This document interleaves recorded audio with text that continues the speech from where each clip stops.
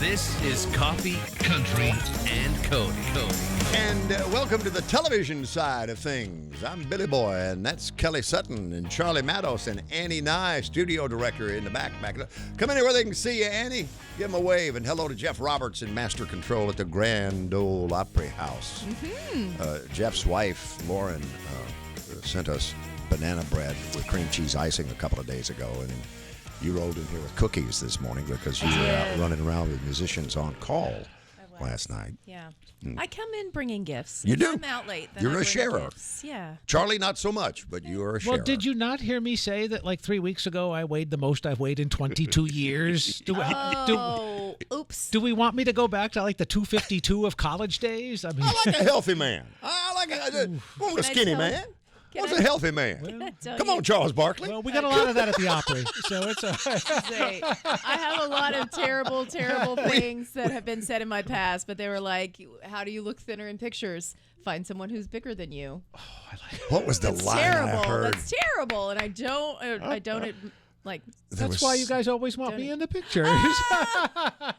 No, Charlie, that is not true. Somebody, my brother-in-law had a line the other day he'd read somewhere where it says, black makes you look slimmer naked. That was what it was. Slimmer naked makes you, and it said, but so does vodka. Oh, my.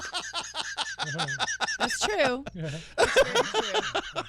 Well, good morning, and welcome to this mess we call Coffee, Country, and Cody on WSM Radio all over the world, and now our Circle streaming platforms, which you can find and link to at circlecountry.com, or just watch there. And that includes Peacock, Roku, Zumo, Fubo, Tubi, Sling. There's Redbox, Samsung, and Vizio Smart TVs. It's all there, circlecountry.com. All right. So last night, 25 years of Musicians on Call. Incredible organization. They do so much for people who are hospitalized. I'm going to tell you all about that. And here are the little cookies that came in so I can share with everybody. Have you sampled them yet? Or No. did you just they gave you the box? Okay. They gave me the box, and I kept it intact to bring in here for all Willpower. This is what I've been Lady. No, she's a pusher. It's like, I don't eat it. You eat it, so I don't eat it. I know You that eat works. it. It's now or never. Well, and last night it was incredible. They honored Kelsey Ballerini, but they also, Chip Easton was there. We talked to Trisha Yearwood. Wynonna closed out the night. It was just a phenomenal night all the way around. So we've got recap of that for you coming up in just a little bit. Wynonna's coming to the Opry, right? When is that? Laney induction night. Okay, that's on the what I thought. Friday. On the 7th? Yep. Yeah. Jelly Roll has a new song. We'll tell you about that. And Midland has a new song, finally. Yes. This is Coffee, Country, and Cody. Very excited to have them in the studio, and for me, the first opportunity to meet them in person, because I was off when you were here the first time. The Dries are here. Derek and Caitlin have made their way from upwardly mobile Whites Creek, Tennessee, to Donaldson in one morning. We were celebrating Christmas last time you guys were here, right? We were. Yeah. Early November, I think. We were about to go on our Christmas tour and play Franklin Theater, and it was a fun little holiday season. That's right. Good to meet you, Bill. And Kelly, you probably have seen their place when you drive by. It's called the Fontanelle. Yes. Right. We own it. Beautiful piece of property. Yeah, we just bought a Someone will multi-million-dollar believe mansion. Someone will believe that. We'll get a DM. Y'all really? Is that where you live? That is such a cool house. They got a brand new EP called Dear Heart that's available now wherever you get your music. It's there, and I believe we are going to feature in the first segment this morning. And in 2022, it was The Voice for you guys, right? Yep. Sure was. Yeah, Yep. Team Blake. What were, as you think back to those memories, what all took place to get you there? Audition? How long was that process? Well, And we then the reality actually of got it. reached out to by some of their scouts. The first, that was the third time they had asked us. The first two, we just didn't feel peace about it, so we didn't go through with it. Yeah. The third time, it was funny. Like the week before, we were talking in the bathroom getting ready, and I was like, babe, what would it have been like if we would have done The Voice? I wonder, we should have just tried it just to see. And then next week, one of the scouts reached out, and I just thought, I was like, that is not a coincidence. That's weird. And I feel like in our career, That was a good sign. we had already done so much to put music out. So I felt like it was just another stepping stone for us to just try and see what happens. Isn't that the thing you hear so often in the music business is I had to do it because I couldn't live the rest of my life with the regret of not doing it. Yeah, you got to play through the scenario. Even if it didn't play out like you wanted it to. Life's too short. Just go for it. See what happens. Take a Have risk. you been watching now that we just had the finale? Do you watch it? Because I think there's got to be, I know things that I've done in the past that I loved, that I had a good experience with. It's almost like I don't want that memory to be overrun with something new. So I'm like, I don't know if I can watch that. Yeah. Well, I mean, we love watching, we follow them on Instagram, and they now post like clips from like all the performances every week. So we always stay up to date on that, but we don't really watch it when it is on. I mean, we're like always honestly, doing something at the every end of week. the day, like our dates are like after we've worked together all day. It's like, let's just watch something not music related. Yeah, and sure. We'll be fine. So turn on NCIS or some murder. Yeah. Oh, yeah. That's So- great. That's great. With it fresh in people's minds, is the finale of the 25th season Yeah. just wrapped up. Oh, yeah. Wow. Lainey's surprise invite from Love Reba that. to become the newest member of the Grand Ole Opry. So honoring. Asher Havon was the winner this year. What's day-to-day like on a show like The Voice? Ooh, it could be anything from going to this room to practice like our stage design or whatever, which is, I don't know if I'm allowed to say, like just a hotel conference room with a big old mirror, Yeah, right. So honestly, we felt really honored the whole time. We had some freedom to like schedule different practices and stuff, and but long story short, we just kind of had our own schedule we could do other than the interviews and stuff like that. So Yeah, got it's a lot a of lot of practice waiting time. around. It's a lot of hurry up and wait. So a lot of like wardrobe, interviews, and then you have like 3 days of nonstop, and then you have like maybe a whole week of nothing. Mm-hmm. And so then you're just resting and working on your stuff on your own time, and so And overthinking things? Ordering Postmates. Yep, ordering and Postmates. Trying all the spots. jamming with That your was a buddies highlight on the for show. And how long does this process last? Or how did it last for you? Well, Wasn't it 2 months They the first did- time and then I another think month? that was one of the only years that they did one season in the whole year. Usually they do 2 in a year. Yeah. So for us, it was like drawn out over like a whole year. Yeah. So we were in LA. I would say at the most like 2 months Yeah, most in of the between, summer, and then right? we'd go home and then come back and do it again. So yeah, it was a lot of fun. Summer into the fall, essentially. North Carolina's home originally, right? Yep. It is, sure is. We're from Carolina. about 20 minutes away from each other. Just didn't meet until my best friend was dating her best friend, so heard of each other. Blind date. Yep. Are Went they to a still Mexican together? restaurant and they No. Oh. And how long have you guys been together now? 16 years. 16 years. Oh, wow. Yeah. Yep. And when did you leave North Carolina and move here? 2014. Yeah. So this is actually, July is 10 years for us being in Nashville. Right. Yeah. That's right. Congrats. Yeah. It's crazy. We 'cause still time love it. flies. Yeah, we love it. Well, that part of the country's so rich in music. Was it a part of your family's histories? It actually was in Yeah. different ways. Your whole I family grew up- pretty much Oh my sings. gosh, yeah. I mean, every holiday, every family get together.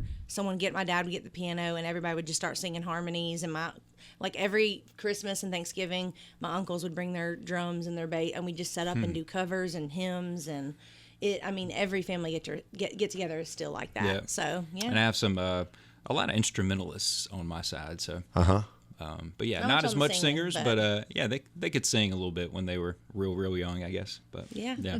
But it seems like everybody from North Carolina and Virginia plays and sings. Honestly, North Everybody. Carolina is full of talent, and It really is. we love that we're from there, and we take ownership of that, and love Yeah. North Carolina. And any chance we get to go back and do a show, we love it. Yeah. So We haven't actually announced this yet, but we're doing a writers round in North Mm-hmm. Carolina coming up this summer. We're going to announce the specifics later, but I mean, so much of our life is like, how can we not like get ahead, but like really steward what we're doing, and like we really want to like not just take, and we want to go back to North Carolina and do some writers rounds, Nashville style, and kind of just bring that culture in and yeah. but Pour yeah. into the artists there that grind and play every Thursday, Friday, Saturday, and let them do their originals. And we're going to host it and bring someone from Nashville in with us every time.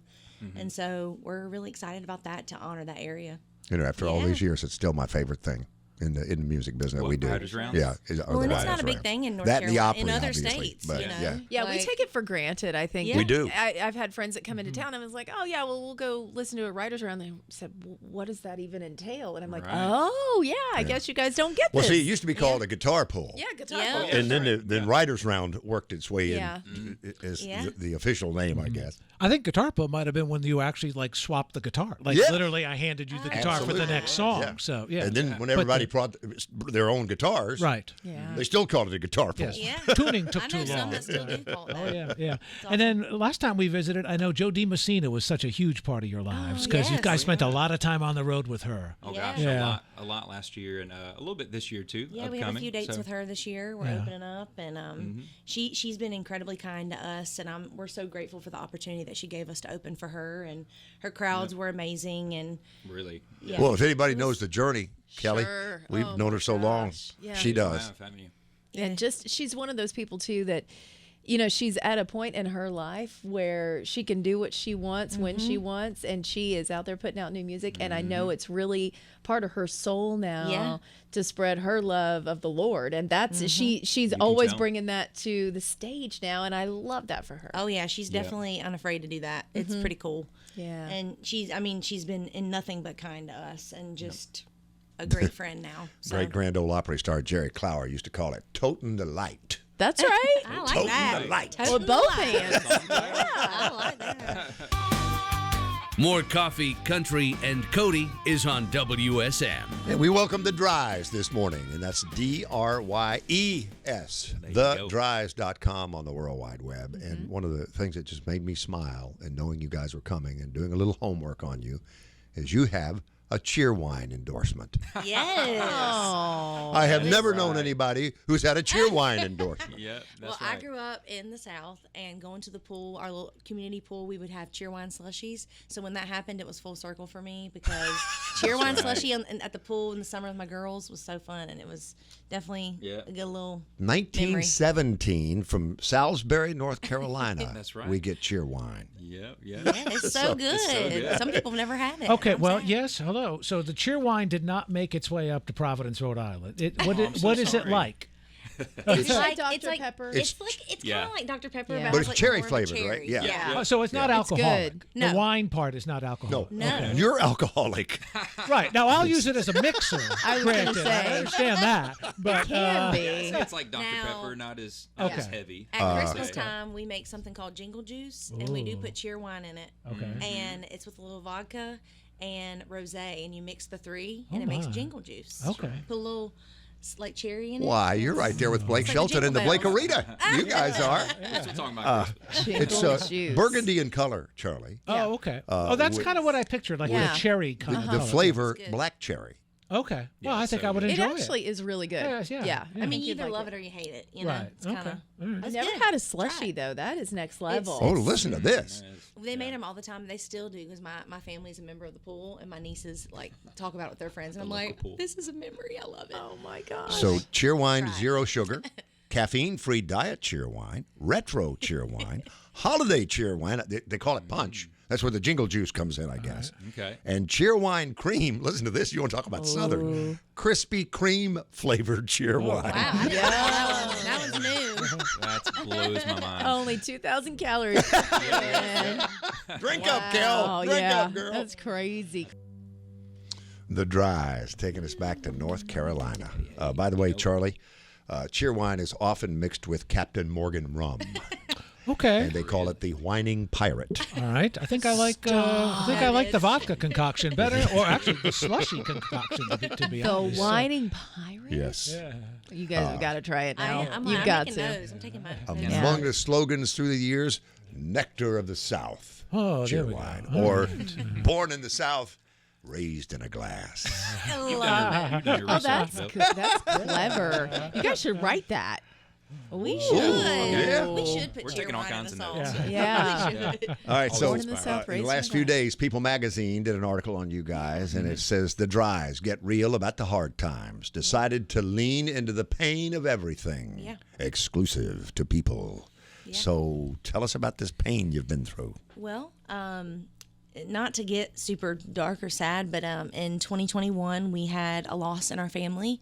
My sister's two nieces passed away in a car accident, and I grew up. Went to both of their funerals. Not funerals, both of their baby showers. Sorry, got a little emotional here. And grew up watching my nieces. My sister's family is like our family, and so when they passed, I've gone through a lot of loss in my life, but that was kind of like the topper for me. How old were they? They were 14 and 4.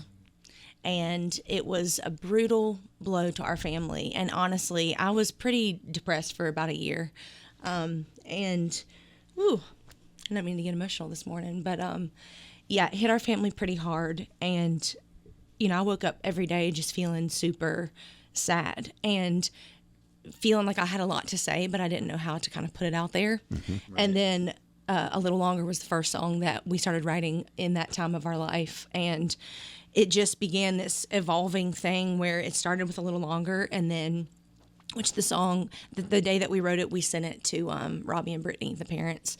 And I said, I wrote this song for y'all. And even the video that's out now, I literally was like, this is for you guys. And she said, you know, anytime you can talk about my girls, it's fine, because it's another chance for people to hear about Jesus, because I know that's where they are. So this whole EP was like the start of grief and what it's actually like, because when you're going through that, it's hard. You know, you feel like you're lonely. You don't feel like a lot of people understand what that's like. If you haven't lost anyone, you don't know what it's like. And but you're helping so many people by telling it this morning. Yeah. And I mean, that's life. It's real. You go through hard things, and you can either, you know, I think you can go through a time where you're silent about it and you don't need to talk about it, but then you get to a place where it's like all I want to do is help people. And I believe music is one of the biggest things in healing, and that was one of the only things that would make me feel better during that time. Well, Kelly, you hosted Music Cares. That's right. Just a few hours ago. Wow. And the whole underlying thing is music heals. Yeah. So they talk about going into hospice and being there with the family and singing, and even though the patient wasn't responding, that the music was healing the family as they were going through that. Wow. So I mean, and that music says things that words can't, even if the lyrics are you know, kind of vague. It's like an emotional release, you know. Well, and we were even talking off the air about how beautiful and perfect your album cover is. Jeff, if you could pop that up for the folks on Circle to see. It just encapsulates the whole project beautifully. I mean, even that was I mean, I feel like that cover was God-given. We were I was going to say, it's a God's light moment, isn't it? Yeah, it was a sunset that we just captured, and it looked like another planet on Star Wars or something. It was great. We were shooting the video for A Little Longer, the song that I was just talking about. And, oh, wow. And so that song was the start, and then it was like all these other songs just kind of came and evolved and made an EP. And then we were trying to find the name of it, and we were like, Dear Heart, because you're talking to your heart to heal again. And, you know, it's like the whole EP is a conversation with grief, hope, and believing, like, you know, that things are going to be okay again. And I think there is beauty that comes from hard things. Grief still comes up when it wants, essentially. But like getting emotional. I feel like that's also a natural human emotion. Yeah, absolutely. Right? And it's it's a measure of your love for that person. You know? The Dries. Well, that was a thing of beauty, wasn't it? Huh? Thank you. Thanks for getting up early and coming in this morning. Thank y'all for having us. Yes, Thank you. Great to have you here. The Raguski Winery Summer Kickoff in Napa, California is in their future on June the 22nd. In August, they'll be in Cambridge, Ohio. They're with Joe DiMessina in Chisholm, Minnesota. And then a big run at the Minnesota State Fair, among the things you'll see when you go to their website for The Dries. The Dries, DRYES.com. And for the first time in a long time, I believe.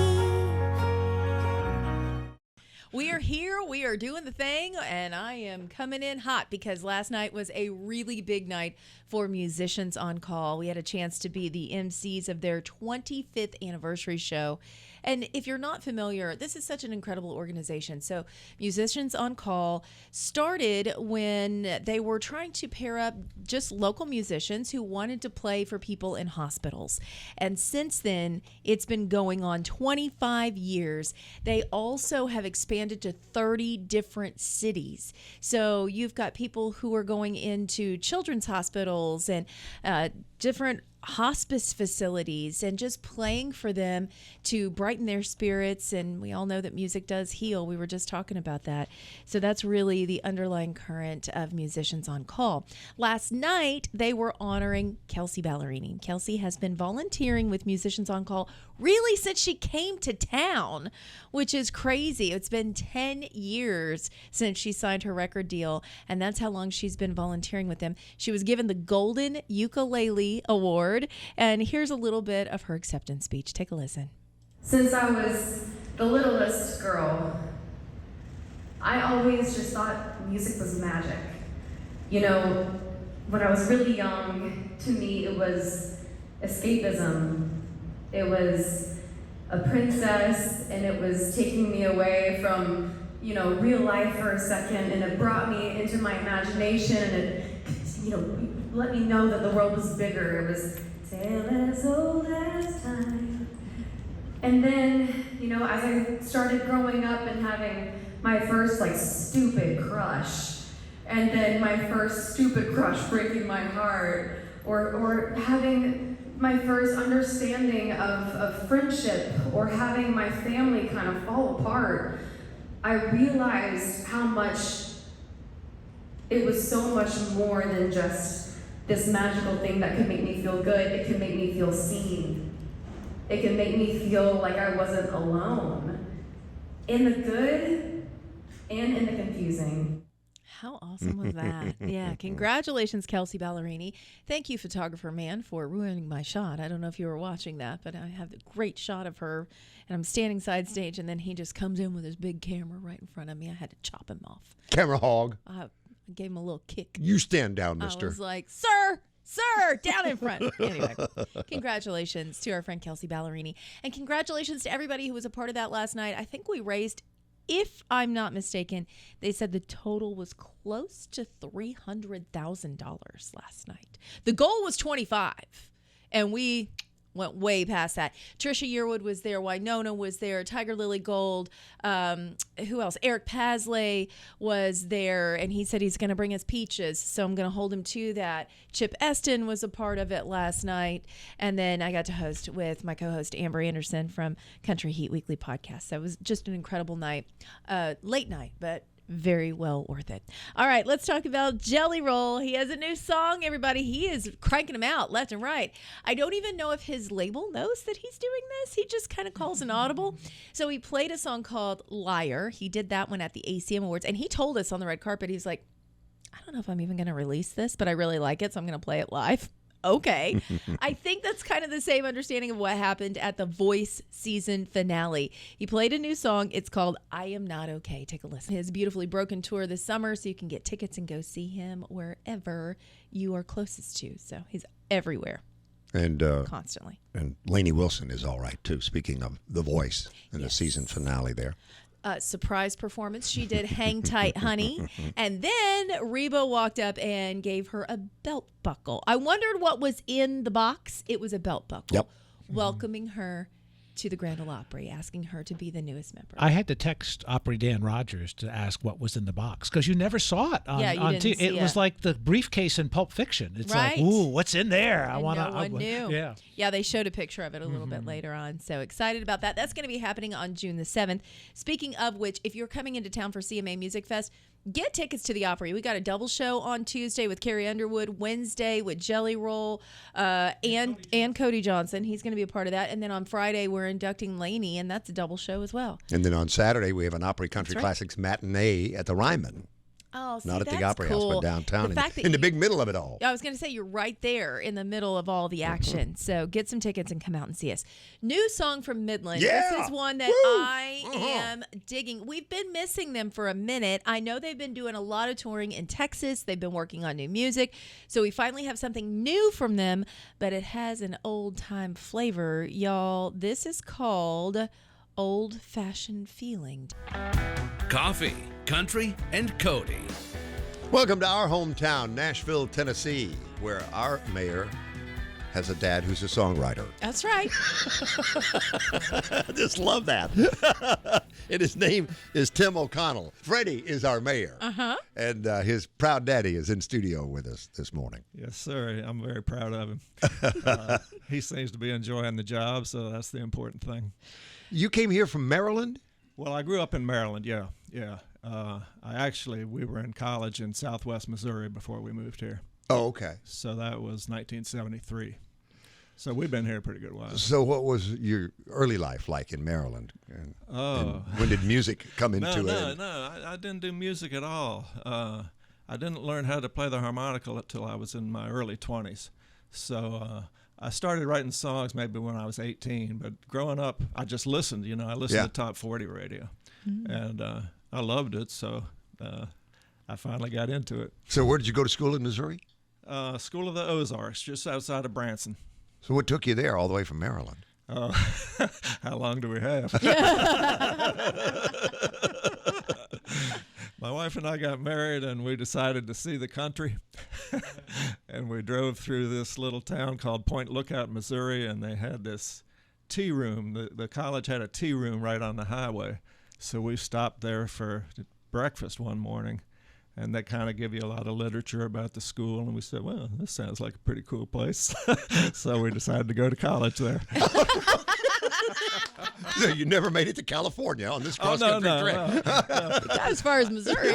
I don't know how far we would have gotten, but Southwest Missouri was a pretty good place. Yeah. Well, I think UCLA, that's a pretty nice campus if you kept going. The pictures I've seen. I'm not sure our money would have held out that long. But it was long enough to get us there. And so what was your major? And that is a music-rich part of the world. Yes, it is. Yes, it is. Actually, I majored in agriculture. Oh, no kidding. Yeah. I used to work on the dairy farm, and it was a real interesting school. They had a program where if you worked 12 hours a week on campus, actually if you lived on campus and worked 20 hours a week, it was tuition free. So I mean, it was a great thing for kids in that area who didn't have a lot of money. Yeah. And it was great for us. We were newly married. We didn't have any money. So. Can you hand milk? I don't think so. I mean, we do have the state fair. We could put him to the test. You know, they always have that, the cow milking competition. Listen, back in the day, nothing like my old preacher daddy's congregation full of dairy farmers shaking hands with a hand milker. Oh. I mean, it was a man's man. You know. You know all of that. So at what point did you say, hey, I'm really going to try to give this songwriting thing a try? I realized it when I was about 18, and I was working in a plastics factory. And all day long, you know, it was just the same thing, just production work, and you didn't have to think about what you were doing. It was just the same thing. So, my mind was free to wander, and I wandered into thinking about what I wanted to do with my life. And I loved music, so I thought, well, maybe I'll give this a try. Maybe I can be a songwriter. It took a pretty good while, but I finally got to be a songwriter. So back when you were on the dairy farm in Missouri, did you're familiar, I'm sure, with Tennessee Ernie Ford's "Milk 'em in the morning, milk 'em in the evening" blues? Yeah. And it's 7 days a week. That's right. You can go anywhere you want to as long as it's not more than 12 miles from home. That's true. Isn't that perfect? And that for all the dairy farmers who are listening or watching this morning. And our special guest is Tim O'Connell. So when do you get to Nashville? What year? 1973. So what was the scene when you got here? Oh, wow. Nashville. You know, it was a small little town, really. When we got married in 1971, and at that point, you couldn't buy a drink in a restaurant. You know that they had you could not buy. The option laws were. Yeah. Mm-hmm. You could bring your own liquor, and they would give you a setup, but you couldn't buy a drink in a restaurant. And there was no liquor on Sunday, no wine in the grocery store. Kind of like Lower Broadway now. Yeah. Oh, and Lower Broadway was just, I mean, if you went down there on a weeknight, it was dead. I mean, it was dead. You could park on the street, on a Friday night, and it's no problem. Actually, we came to, we were going to come see the Johnny Cash show. This is when we were in Missouri. And we came on a... Is this the one he was doing at the Ryman? For ABC? When he taped the show, yeah. Yeah. So we came, and it was a Sunday night, and we had made no plans other than we wanted to see the show. So we didn't know where we were going to stay. So we parked right in front of the main door of the Ryman, and I got out and went up to the front door. It was unlocked. We walked in. There was nobody there, so we spent the night in the Ryman. You did not. Yes, we did. We found a little, like a Naugahyde sofa up in the ladies' lounge on the second floor. Spent the night up there, and we woke up the next morning. We thought somebody had told us they were taping the show on a Monday, so this was a Sunday night. We thought we'd wake up and there'd be technicians, stringing cables, And we got there, and nothing was happening. Turned out they taped it on a Thursday, and we were 3 days too early. So we were looking all around, and there was this janitor sweeping the floor, and he looked up at us, and he said, "What are you doing in here?" We're part of the tour. We came early. That is a beautiful story, That's particularly knowing that your son, Freddie, is now the mayor of the city. Right. And That's right. that is the most iconic building in all of Nashville, That's the right. Mother Church, That's the right. Ryman Auditorium. Yeah, we spent the night there, and we were young, you know. I mean, it's pretty easy to sleep at that age, so we got a good night's sleep. Well, Cash was a major star in 1973. Who were some of the others? Oh, Cash, you know, I mean, Merle Haggard was still a big star. In Nashville, you had a lot of people. Ray Price. Ray Price was a star, yeah. Cash was my favorite. I'm trying to think who else we like. You know, Loretta Lynn was still around. Mm-hmm. Dolly was a huge star at that point. Yeah. Yeah. Early 70s in Nashville. And then you said about writing a song. I want you to tell us a little bit of that story. We might have to wait and tell it on the second segment because it is a let's do great that. story, Okay. and I don't want you to miss out on that. Okay. But you set about to do a trilogy of albums a while back, didn't you? Yes. I just finished the third. It's a 3-part series. It tells a story over this trilogy of a young guy who comes to Nashville and falls in love and pays his dues, and then has a hit record, and the hit record changes his life, but it also changes his relationship. So things go down for a while, but then he comes back. I'm reminded of a song that I used to romance about Nashville when I would hear John Wesley Ryle sing, "Kay, I'm living, I've yet heard I'm Kay. dying, Yep. looking out on Music City Yep, from my yep, cab." yep, He yep. brings his wife or his girlfriend, Right. brings her to Nashville. "Kay, remember back in Houston, Nashville's all you talked about." Yeah. That's the opening line of the And song. she becomes a star. Yeah. And he's left driving a cab. Wow. So the trilogy with the new single, which is out on Friday, tomorrow, it's right. called "Let the Music Work the Magic." That's right. Right? That's right. Does it need a setup at all, or we're just going to roll it? This is Terry and Jasmine have been separated for several years, and then by chance they meet in a nightclub, and before that happened, he's in a club thinking about how much he loved her and what it was like when he was still with her, and that's Let the Music Work Its Magic. More coffee, country, and Cody is on WSM. Finishing his trilogy of albums with a new release, Tim O'Connell, our singer-songwriter friend, and our mayor's father, Freddie O'Connell's father, is in studio this morning and has famously written for Johnny Cash, and we're going to close with that here in just a little bit and get the backstory. But I read where you have had songs recorded by artists in 7 different countries or something like that? Yeah, you know, independent artists, no big stars, but I'm pretty good at working the internet. Love it. So I pitch songs to anybody that has an email address. So, yeah, 7 different countries. Yeah. With your son's history in technology and computer technology, does that help? I'm nowhere near his ability. I just know how to hit send. Okay, I do have a question. As dad of the mayor, Yeah. if you hit a big pothole, do you call him immediately? No, we make a point not to do that. Okay. I just wondered, because if there was a direct line, I think all of us would be like, yeah, I'm calling. We've been approached by a lot of friends. I who bet said, you have. You've got a direct line to the mayor. Could you get this done? Sure. So what are the names of the albums on the trilogy? The first one was called On Broadway. The second one was called On a Wobbly Bar Stool. And the third one is called, what's the name of it? Give me a minute. Is it the Terry and Jasmine? No. It's, On That Hillbilly Highway is the third one. Okay. I like that. What a sweet melody Thank you. and wonderful story. Thank you. That is Tim O'Connell this morning, singer, songwriter, and harmonica player. The last to sit there and do that, by the way, was Charlie McCoy. Just wanted really? to sort of Yeah, say yeah, that. yeah. No pressure. Actually, on the record, Buck wrote a real pretty trumpet solo, and I played the trumpet solo on the harmonica this morning, Oh, nice. and it sounds real nice with the trumpet. So you talked about your affinity for Johnny Cash, Yeah. and you Yeah. teased this earlier, Kelly. Yeah, I want to hear this whole story. So 1979. Yes, I wrote a song. I'd been a Cash fan for several years by that time, And when he had his show on the television, my wife and I would go down every week and watch the show. So, you know, Cash talked a lot about his life and growing up in Dyess, Arkansas. I kind of felt like I had a pretty good feeling of who he was. So in '79, I wrote this song called A Singer of Songs. And when I was done, I thought I had written the perfect Johnny Cash song.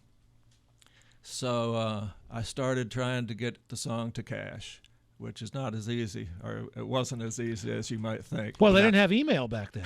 You couldn't hit send. Yeah, that was the problem.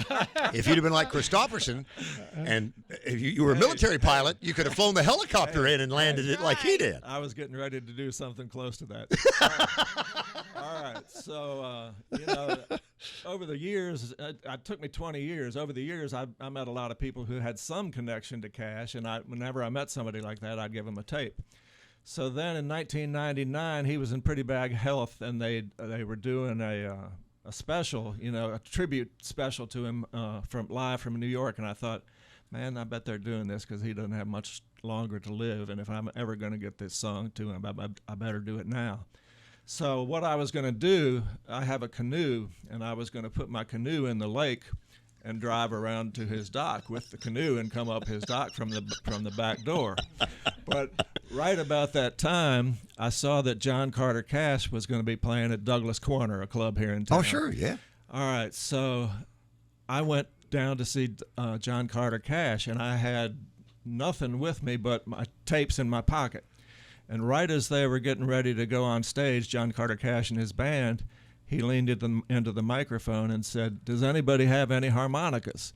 And I thought, this isn't going to happen again in my lifetime. So I drove home and got my harmonicas. And I came back into the club, and right as I was coming in, John Carter was coming off the stage. And I said, "Did you really want some harmonicas?" He said, "Yeah, Eddie wants to play with the band." I said, "Who's Eddie?" He said, "Eddie Money." Eddie Money was there. All right. So long story short, I lent Eddie Money my harmonica, which meant I had to get it back. So the next day, John Carter told me he'd make sure to get the harmonica back to me. Next day, I called him. He said, "Come on out to the studio, and I'll give you your harmonica back." And I thought, here we go, here we go. So I went out, and I had 2 or 3 tapes in my pocket, and I said to John Carter, "Listen, I've been trying to get this to your dad for 20 years. Would you listen to it?" And I could tell he didn't really want to, but I'd sort of done him a favor, so he listened to it. And after the first verse, he looked over at me, gave me a little look, and I thought, oh, I might have him. And the song finished, and he said, "Okay, you've got me. I'll play that song for my dad." I called him a week later, and he said, "Yeah, I played that for my dad." And he said, "Oh, I know this song. I love this song. I've been wanting to do this before, but I didn't know where it came from." So somewhere along the line, one of the people that I'd approached, you know, in those 20 years had actually got him to listen to it. He said he had wanted to record it, but lost the tape and didn't know how to get in touch with whoever had written it. And then a week later, I called John Carter again, and he said, "Yeah, my dad just recorded that song yesterday." So there you go, 20 years. And then it was used as his memorial video. Well, that was the other disappointing thing. He was working on an album at that point that became Solitary Man on the American Recordings label. And when the album came out, my song wasn't on it. And I thought, oh, man. So then when he died, they put out the box set called Unearthed. But for his funeral, a couple of days after his funeral, John Carter called me and said, "Man, your song was all over my dad's funeral." Turns out somebody had put together a video of scenes of Cash's life, and the primary background music is Singer of Songs, which so I really had written the perfect Johnny Cash song, so that was pretty nice. Isn't that awesome? What a great story. The story behind the songs and the exact science that is the music business in Nashville for anybody watching or listening this morning. Yeah. Get your canoe out.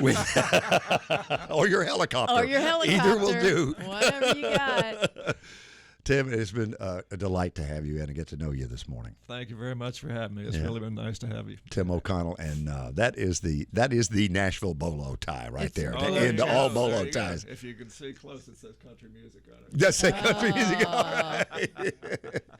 And A Singer of Songs is where we close on Coffee, Country, and Cody. who Kelly Sutton. I had just moved here. My family hadn't moved here, and I was at Books A Million in Rivergate in the first couple of days I was in town. And my first famous encounter, my dream had come true. WSM at the Grand Ole Opry in Nashville, and I see John Hartford in the bookstore, and I knew it wasn't a dream. Did you say anything to him? No. Do not approach. I was like, oh, man. I wanted to, but I didn't. Don't approach in the wild. Yeah, Leave them be. Yeah, that's right. The motto. I didn't even know that then, but that's I didn't. That is a great question. First famous person. Yours was the mayor at the time. My first 5 minutes in town, it was the very first person I met in Nashville. Not just the first person. Celebrity. The first person I met was Mayor Bill Cody. Yeah. Yeah. I walked up to, I didn't know where to go. I walked up to the radio station. The mayor was walking in at the same time. Hi, how's it going? Yeah. My first celebrity that I met, and I didn't realize it was him, was Keith Urban. He was holding the door open at Pancake Pantry, and he had on skull cap kind of hat. And I was there with my producer for the show that I was about to start, and he held the door open, and we walked through, and I just said, thank you. And he said, no worries, and walked off. And at that point, David Ditmore, who was my producer, turned around and he goes, do you know who that was? And I was like, no. He said, that was Keith Urban. And I was like, what? And I missed it. So, yeah, that was my first moment. I did say thank you, though. You have a history of talking to people and not knowing who they are. Like Ralph Emery? Sure. Yeah. That was actually, Ralph was probably the first. Yeah, Ralph was the first because he auditioned me for my job. But out in the wild. I put Bill Anderson on my resume. Oh, did you really? Yeah. Does he know that? Probably not. Okay. All right. Yeah, because I knew him before I got to town, and I knew he knew places I had worked, and he had been a guest on shows in other markets, and so I slipped that one in there. Now, wouldn't that be a fun thing to do, to reach out to people that you've known now for 30 plus years and say, could you write me a recommendation for my resume? And see what they say. Yeah. Can I put you on my resume? Be all right. If they call you about this new job. Yeah, if you get a phone call, just tell them nice things about me. Do people still use resumes? Oh, yeah. Oh, they do. LinkedIn. They do your LinkedIn account. Okay. All right. Yeah, but you have to have your resume updated for that. All right. We better polish them all. I hadn't done one in about 20 years. So you know something we don't? We'll talk after the show. Charlie, you might want to polish your resume. I think my resume is going to be my 401k when I leave here. At this point, somebody did. They were like, do you have a reel? And I was like, no. Why should I? Okay, so we're talking about all the things that are happening in town leading up to CMA Fest. We're very, very close. Want to put this one on the list for you guys in case you are coming into town. Stars for Second Harvest. Incredible organization. Second Harvest Food Bank has been a part of Middle Tennessee for years and years and years, and they really help people that are in situations where it's either food scarcity or maybe they just don't know exactly where their next meal is going to come from. They also help with a lot of the lunch programs that are around our area. So this is raising money for Second Harvest Food Bank. Ernest is going to be our MC/talent of the night, and he has enlisted Hardy, Jamie Johnson, Lucas Nelson, and many others to join him. It Stars for Second Harvest. It's going to be June 4th at the Ryman Auditorium, so you can get your tickets and go to that. Luke Combs going to have a brand new Country Music Hall of Fame exhibition. This is going to be opening on July the 11th. So we have a little bit longer to wait, but it's going to display various memorabilia, set list, instruments, childhood memorabilia, all the things that his mom has been keeping in a box somewhere or in their closet upstairs. So it's all true. coming out. You know it. In the attic. Yeah, she's like, finally, I can get rid of this stuff and put it somewhere. So that's going to be opening on July the 11th. And I want to give a big shout out to Musicians on Call. We were there last night. It's their 25th anniversary. Congratulations, Kelsey Ballerini. She was awarded the Golden Ukulele because she has volunteered with them for over 10 years. They have volunteers that have done upwards of 2,000, 3,000 hospital visits. So you've got artists that go in and sing to sick patients. They've got 30 different cities that they're in, and they're looking to expand. So Winona, Trisha, Tiger Lily Gold, Chip Eston, Eric Pasley. Thank you guys for donating your time. And Derek and Caitlin, the Dries, Yes. they had recently done one in a hospital in Texas. It's so cool. Yeah. Kelly Sutton Entertainment. This is Coffee, Country, and Cody. WSM Radio, CircleCountry.com. Back to wrap it up next. Okay, here we go. Here we go. Preview for tomorrow. Yeah. Coffee, Country, and Cody Nitty Gritty Dirt Band, 58 years, farewell tour, last Nashville stop at the Ryman, November 7th. Got tickets for that. Stephanie Chapman, singer-songwriter friend, is coming to see us. Very excited. Introduce you to the music of Grace Humphreys. You're hearing commercials about Grace and her music. Early on, radio only before we get to television, William Michael Morgan in studio. And Michael. Michael. And I have 49 Winchester in my spotlight for my pick of the week. What about you, Kelly Sutton? I'm going to be telling you more about Thomas Rhett and what we have coming from him because he's got new music on the way. I'm very excited for Stephanie Chapman's Under an August Sky.